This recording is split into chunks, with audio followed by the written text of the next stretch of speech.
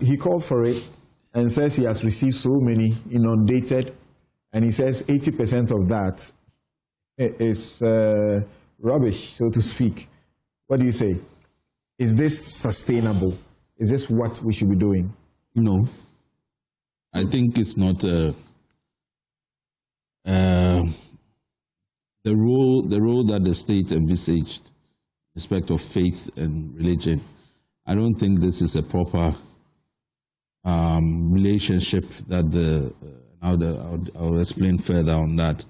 And I don't think it's a good use of the taxpayers' money.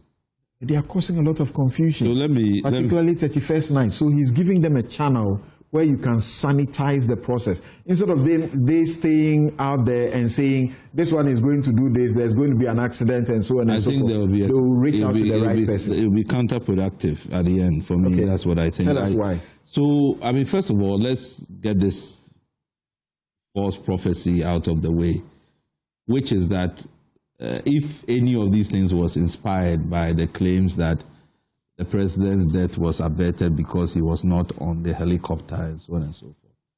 From all the narration we know, even if the president stayed or went on any airplane, he would have been in Côte d'Ivoire, as far as we know. So all people claiming that, since he didn't go anywhere, that's why, No, but the logic in it. Ask the logic. What kind of God is that?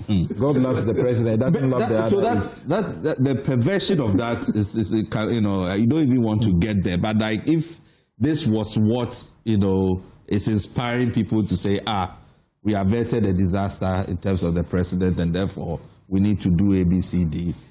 First of all, that is false. So we don't need to go there. As for the prophecy issue, remember Dan Parry even issuing dictates about all of that. So it's been going on for a long time. So what I meant by, for me, I think Ghana is blessed in terms of its interfaith institutions and arrangements. And if you look across both society and the state, there's so much that we have all benefited from the way we've organized religion. We don't get religious conflict, like many other countries get it, because there is very good relationship amongst religious groups and faiths, but also with the state. But often when you say these things, people say, Ghana is 70 whatever, 90 whatever religions. So if the state is making these, like the cathedral and other things, then it's all fine. I think sometimes we misconceive the whole idea about when we say Ghana should be a secular state. When you say that it should be a secular, it's not the absence of religion. It is the equal treatment of all religious faith. You should treat everybody equally, because the Constitution accepts that people have different faiths. And so whatever relations you are going to, you don't discriminate against anybody. It's not necessarily that you treat certainly the religion from the state, because we don't do it. I mean, we do prayers, we do all kinds of things. So for me, because our lived experience tells us that people are abusing religion and faith, all kinds of things. It is on our televisions every single day.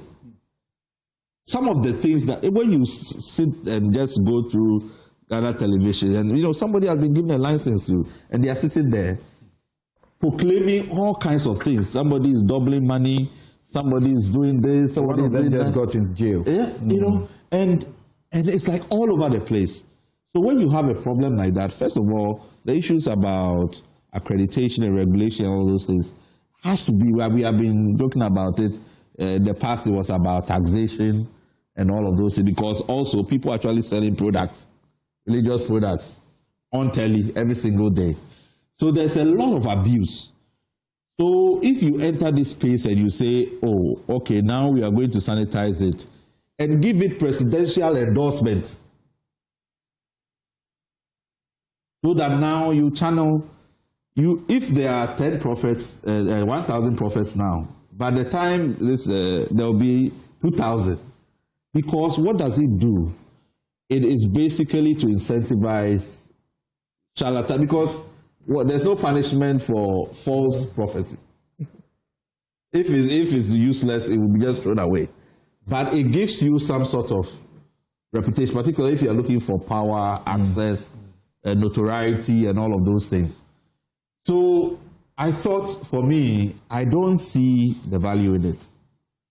There are very good structures. I mean, as Reverend has said, there's been a talk for a long time about what can be done around regulation of these kinds of things, accreditation, maybe training, all kinds of things. But the institution itself doing some self-regulation so that, like what we have done with chieftaincy, faith has its own traditions. Pastors, it has its own traditions. Let people be able to use the same information that everybody knows to say, this is right and this is wrong. It will be very difficult for me to go and step in and be reviewing prophecy because I'm not, whatever. Okay, right? So